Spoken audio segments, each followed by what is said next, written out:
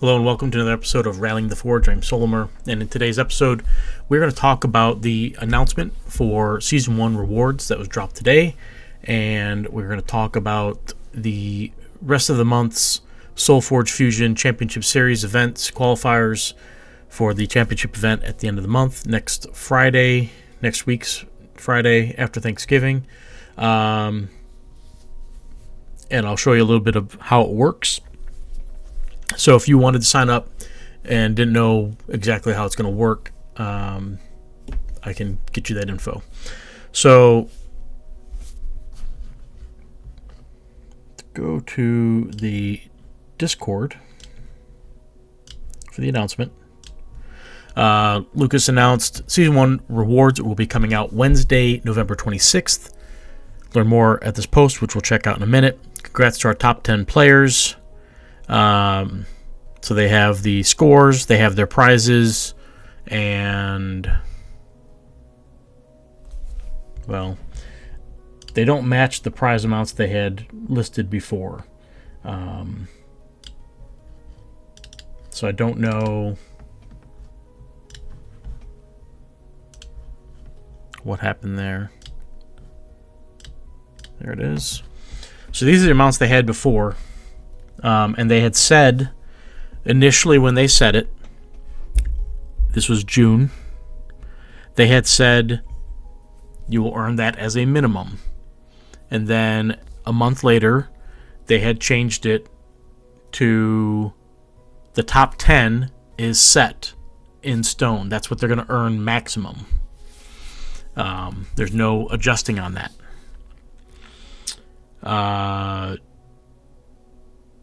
So that's what they had put out. We will see. You go down and you look.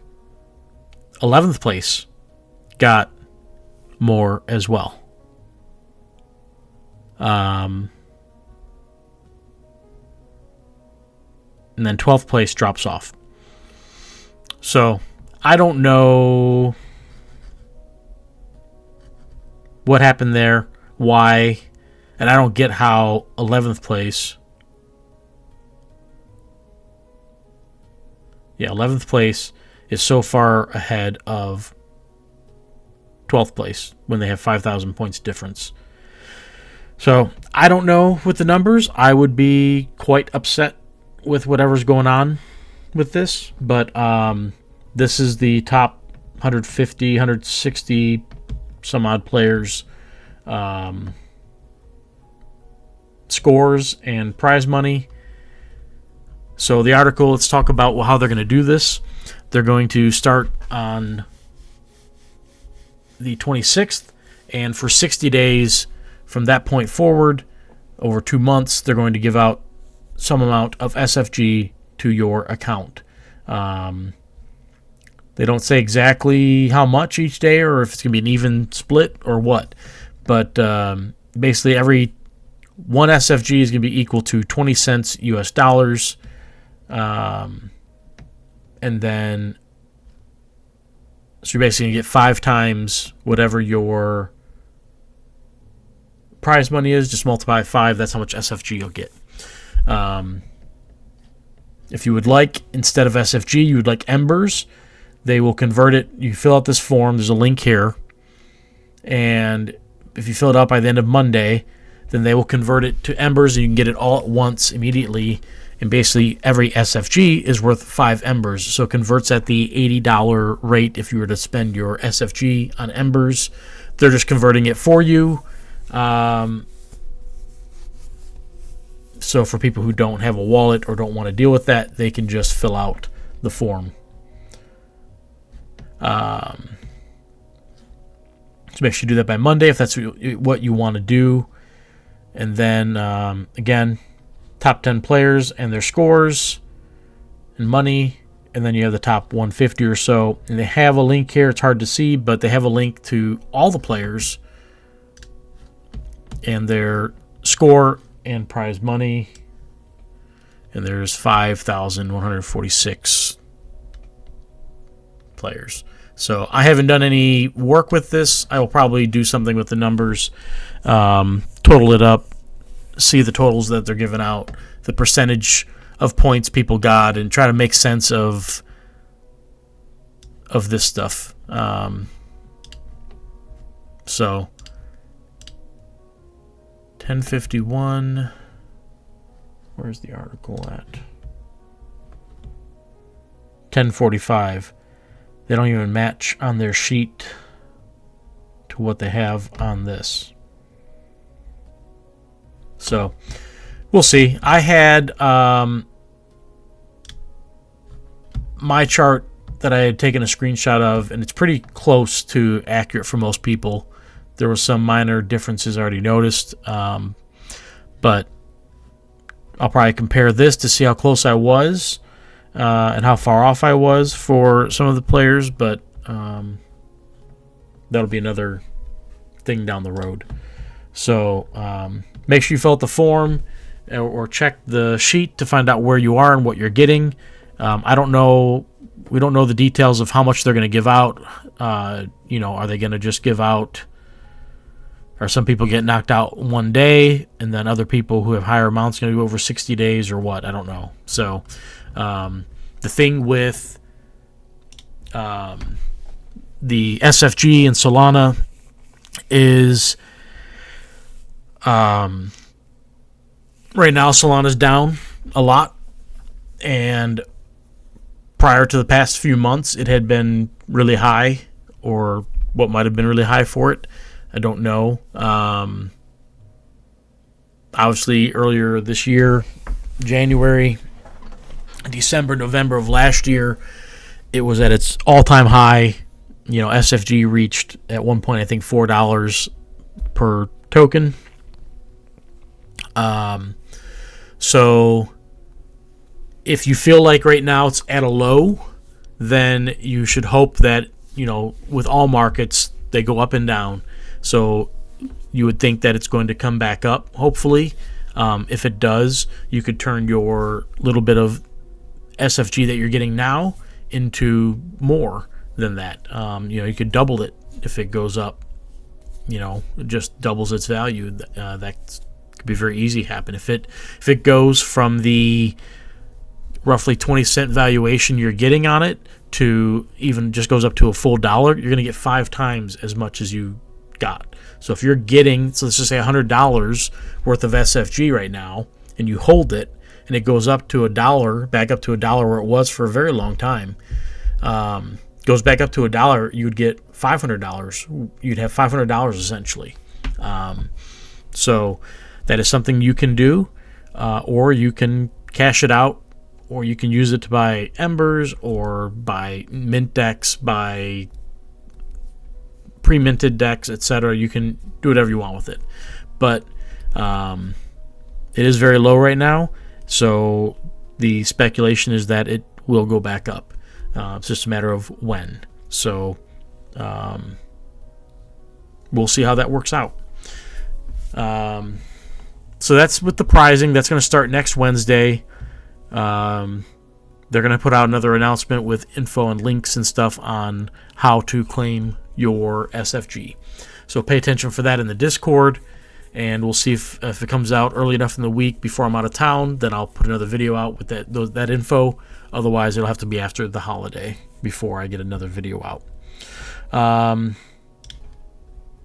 Let's talk about events. So today was a SolForge Fusion Championship Series qualifier.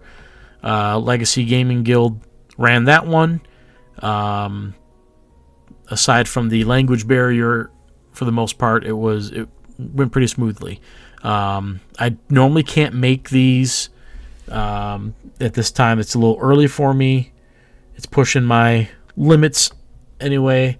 And I won't be able to. I might be able to make tomorrow's at 6 p.m. Maybe not. Other than that, I probably won't be able to make any of the rest of them just because I have things going on. So, but you can see the list here. There's 2 tomorrow, 2 Friday, 2 Saturday, another 1 Sunday. So if you have time to play in them, go ahead. You can get some deck codes for placing high in them. They may be ran a little differently depending on who's running it, as far as tiebreakers or whatnot. I don't know. I heard some of them might be even starter decks still. I don't really know. But in this one, we could use any deck we wanted, and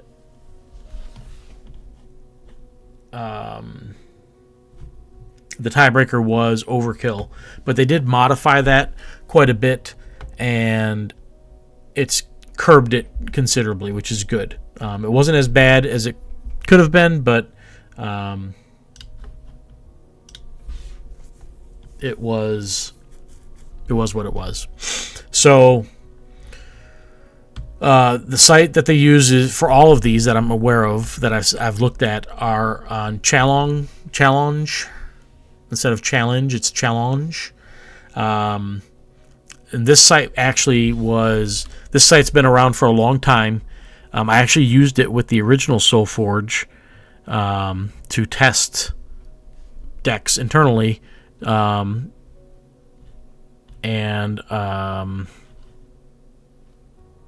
see what decks might be good and what decks are garbage. But so you can see for today's event, I won. I went 3-0, and I had the higher tiebreakers. So basically, the scoring system was you get 5 points for a win.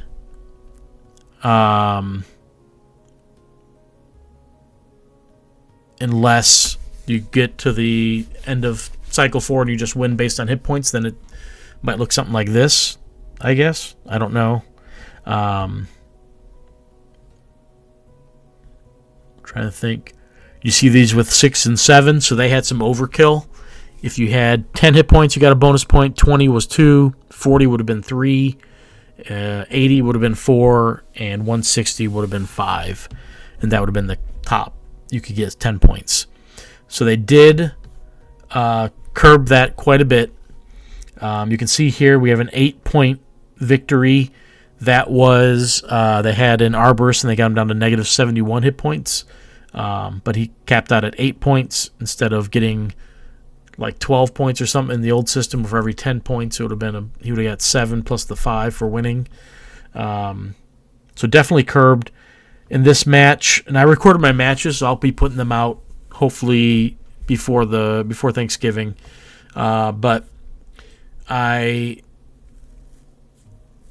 intentionally tried to hold on to winning to get the bonus points for Overkill. It was not preferable, but I did it to try to make sure I had extra bonus points because I wasn't sure if I was going to win round 3 or not. You never know. And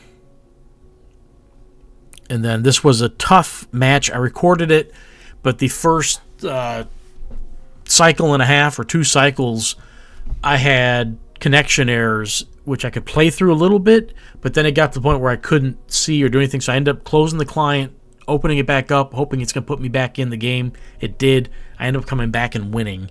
That was tough. I don't normally have connection issues, so I don't know why it suddenly started happening.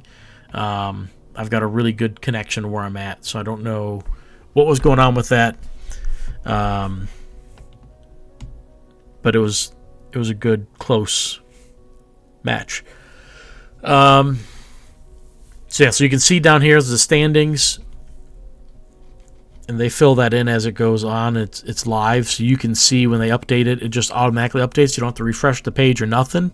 It just comes in. So they have the Buchholz scoring method, but I don't know how much that plays into the tiebreakers at all. Doesn't look like it does. It's just by points differential, and the points are based on your score minus your opponent's score. So like in this case, Eric got 1 point against me, so instead of me getting 5 full points, I ended up getting 4 points. He got 1, I get 5, and that's me 4 technically. But for him, it's -4 is what he gets out of that. So interesting scoring system, I guess. Still not a huge fan of it because it doesn't do the flip side of if you're above 50 hit points where you get more. So they should do 60 is another point. 80 is 2 points. 120 is 3, etc. On the flip side of that. So if you played a life gain deck, you could get bonus points that way too. But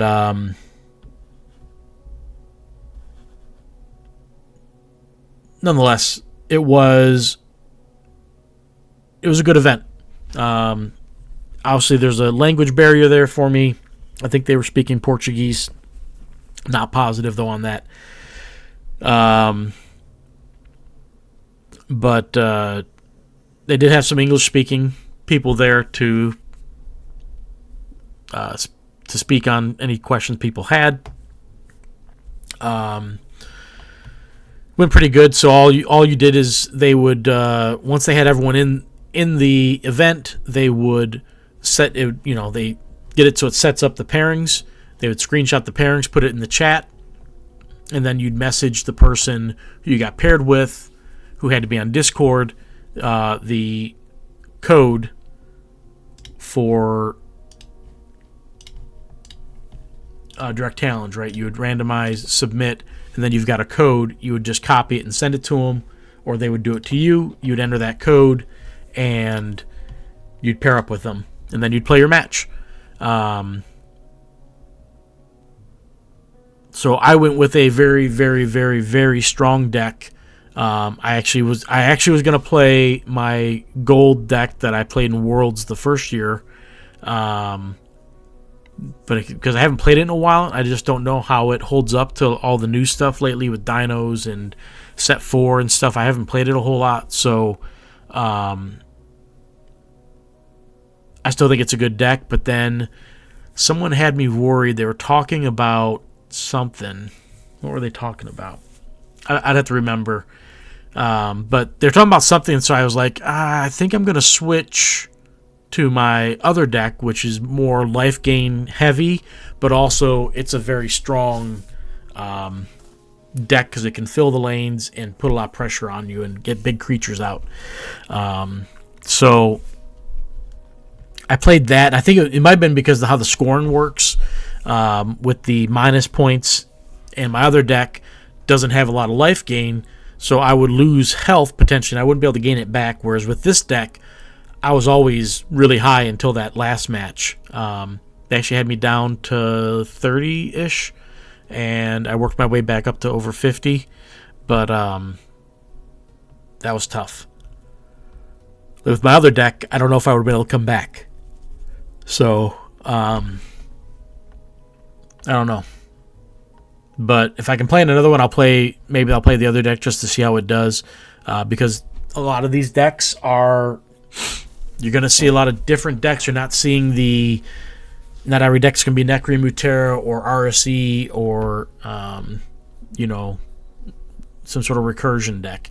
So you're seeing a lot of different things, and it's a good test of your decks to see how they would handle these off-meta type decks.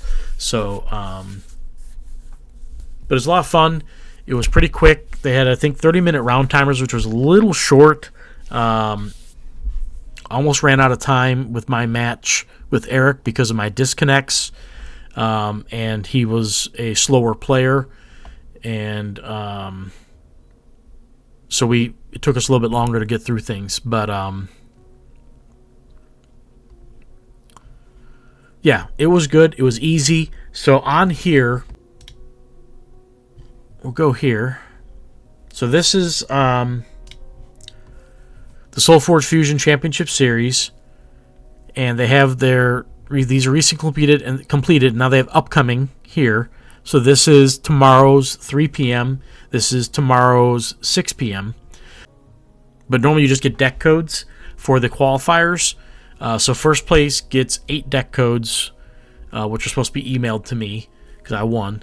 And then the 2nd through 5th get 4 deck codes, I think is what it was. I'm not positive. So people are playing for the deck codes to help improve the size of their collections, more or less. So tomorrow's, if I have time to play in it, I will. But once you make an account on here, then you just go to registration and you register. It's really simple. You just basically need an email tied to your account, and that's it. They automatically can send you the rewards to your email. So really easy.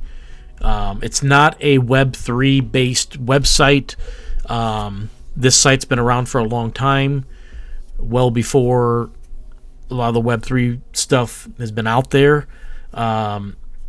So you can register, make an account, use your email. You can tie it to your Discord, I believe. You can tie it to Google, a lot of different options. Very simple. Register an account, and then you can go to registration and register for an event. Let's see, they've got, we go backwards here. See if the championship shows up here for, yeah, so they had the championship. They had 43 people for the championship in October. Now, I didn't join any in October. I might have had a better chance to join some in October, but I didn't know what it was initially, and I missed like the first 2.5 weeks before I realized what it kind of was. I couldn't make any of the other ones that month. So, and in this, it's a sealed event, so you're going to get a booster code. You get 4 decks. You make a deck out of that, and you play against your opponents, and apparently they have the same overkill situation there. And it's just 3 rounds, and then it's going to come down to tiebreakers of your points differential, maybe. How did this work? Did it just go by points, period?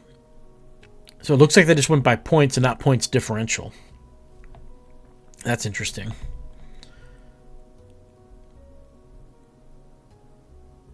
They had a tie. I wonder how they had a tie. So, yeah, I don't know the full format for all the scoring and stuff, but I'll try to find out before next week's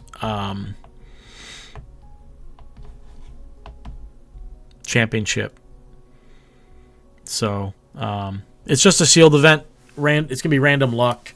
There's going to be a level of also being able to pilot your deck somewhat standardly. So we'll be hopeful that, I don't know what set it's going to be, but hopefully it's going to be something good.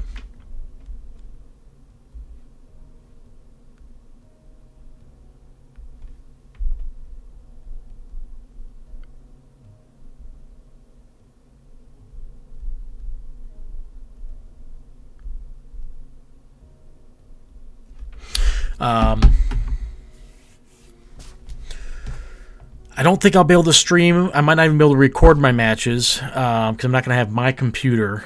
But we'll see what I can do for that. I might be able to stream. I might be able to stream it. I might be able to record it. We'll see. We'll see how that goes. But definitely want to participate in it and try to win it. But that's the SolForge Fusion Championship qualifiers. So if you have time, if one of those times line up for you, I highly recommend signing up and just playing. You can play any deck, and it can be fun. There's definitely gonna be a language barrier for some people, but you don't have to worry about it. You just need to know who you're playing, how to send them a code in Discord there, and play your matches and submit your screenshots. That's basically it. So this was well ran, so hats off to them. I feel like, I don't know if I've done one with them before. I can't remember. I did some other events earlier in the year with some crypto guilds, and a few of them were pretty well ran, but I don't remember which ones was which at the moment. The other thing to note here is December 1st, the Winter Sol-Stice League starts. It's $15 to enter. With that, you get a booster worth of deck codes. You get 4 deck codes. You're going to get a special cosmetic, a badge or something of that nature for your account for participating. There's going to be door prizes, and you get for each match you win, you get a deck code or something extra. I believe it's just a deck code per extra win or whatever. So, but people are perhaps balking a little bit at the cost, but there's plenty. You're going to get plenty of rewards for just participating, and you do get the 4 deck codes. So how it's going to work is you're going to give your opponent a deck code. They make a deck out of that. They pair it up with something else they have in their account, and then you play. So, and those will be over the course of a week. So you find a time that works for you and your opponent, and then you got 4 weeks of that, and then that'll be the Winter Solstice event.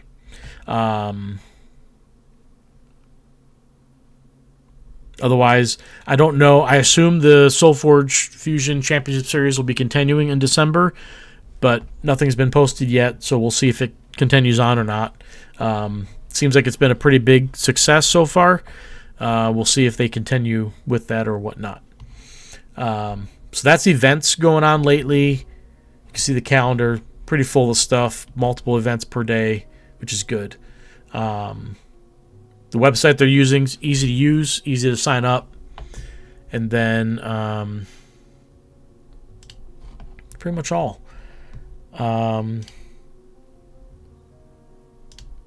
Make sure there's nothing else in Discord to talk about. The other thing to talk about is Beakers and Bones. There's a thread in the feedback and bugs section where a lot of people voice their displeasure with a lot of different things with the set. One, the synergies, not really there. The decks, there's too many bad scientist cards that are able to come through. I feel like SBE sometimes hedges against things to make sure they don't break anything or make anything too strong. Like they could have just put good scientists in this, and it still might not have been good enough. But they just feel like regular decks with that, you might have a better chance to get some scientist synergy going with them. They didn't feel special at all, whereas with Dino decks, you're looking for a Rex Patriarch deck to pair with any deck with a bunch of dinos. The legendaries were decent. Legendaries may or may not be decent with this one. They don't seem that great so far, but they also feel like they're a really low drop rate in comparison. The Killian drop rate, people are very upset with, not happy with. So a lot of complaints, not a whole lot of good coming out of it. It's a big miss in my opinion. While I felt like the Dino drop was pretty good, it didn't. There are definitely some decks with it where they're decent and they're different enough that they could knock off certain types of decks that maybe play really well against the meta decks, but none of these decks that I pulled almost 200 total, none of them feel that great. I did get the cool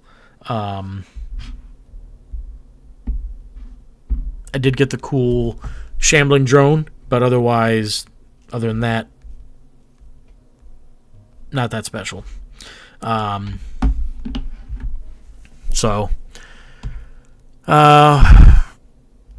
not going to go through all of the complaints that people have. I know ML Vamby was trying to run some numbers. I don't know what he came to with that. But,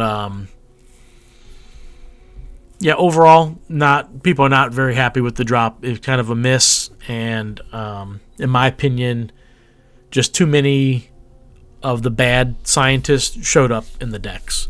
I get you don't want it to all just be, rare cards and whatnot, but there had to be better options than some of the cards that showed up. For me, my Necrium decks, like a 90% rate, had Evil Lab, Keeper of the Damned, or the Bride of Frankenbaum. One of those 3 cards in 90% of the Necrim decks I pulled. And I know they're common, and Keeper of the Damned's the only one who's semi-okay, but even then, I don't really like him that much. Like, it's just not the perfect synergy that for my playstyle. There's uses for it, certainly, but I don't know. It just did not. We got a lot of decks with, you got a lot of minion synergy, but no scientist. Or you have scientist synergy, and it just, things did not pair up in a deck. Like, yeah, you could pair 2 half decks that have the 2 synergies that you need and put them together, and maybe it works, but none of the decks felt very good. Like, people have better decks for scientists without the scientist drop. And I know that's a much larger pool that's been pulled, but the fact that your scientist drop did not add really good decks to the pool is kind of mind-boggling. So I just feel like set 4, you had the Dino drop, which was, again, okay, but that was a really easy one. And then the Scientist drop so far, they've really been missing the mark on the sets. So set 5 will be the next set that probably comes, would be my guess. And I really hope that they don't... One, I hope they don't power creep, but at the same time, I hope they don't hold back from a card that could be really good. If set 1 has plenty of really good cards, you got Mantis, Krogaius, you got a lot of really strong cards. Set 2, while it had some of the same ones as set 1, a lot of the other cards were not great, but then you had like RSC, which was really great. Set 3, again, has some really good cards. Added like a card like Hantu. There's a lot of other great cards in the set. So hopefully with set 5, like set 4, there are a couple really good cards, but the set overall isn't that great in my opinion. It's probably not worse than set 2, but at least with set 2 you could pull an RC deck and do really well. But it's definitely the second worst right now, and I really hope set 5 is, no worse than set 3 as far as the set goes. But I don't know. I feel like they've been missing the mark, and I don't know why. I feel like sometimes they tone things down because they're afraid it's going to be too powerful, and at some point, maybe you just need to let certain things just be too powerful. That was one of the problems that they had with Aloyan in set 4, is they kept toning things down, or they didn't let them get toned up, and Aloyan suffered because of it. Aloyan is still awful, and my worry is that they're going to go so strong into Aloyan that it's too strong, or it's broken strong, because they're trying to make up for it. So who knows? It just the Scientist drop was definitely a disappointment, and it's just what it is. There's no fixing it. Just have to hope the next legendary drops they do a better job with understanding the synergies and how to make that really play out better. So it is what it is, I guess. So that's the general sentiment for the set, though, and you can read it in the Discord. The thread is called Beakers and Bones, and Billy Bad Aim started the thread, and lots of people have put their thoughts in. I don't know of anyone who thought the set was great, but that's how it goes. Sometimes you miss. So that's all I've got for this episode. I did want, we got the Season 1 rewards coming out next Wednesday.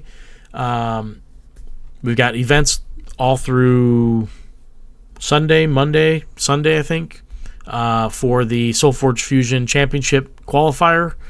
And the championship event is supposed to be the 28th, I think, at noon is what I saw, but not positive on that offhand. I'm sure they will announce it either sometime the rest of this week or the beginning of next week. And then, we'll see what December brings us in SolForge Fusion. The Game Found campaign deck codes will hopefully be sent out to us soon. Still looking for those for the digital rewards. And then they're still hopeful that the physical product that people got will be shipped in December as well. So looking forward to that as well.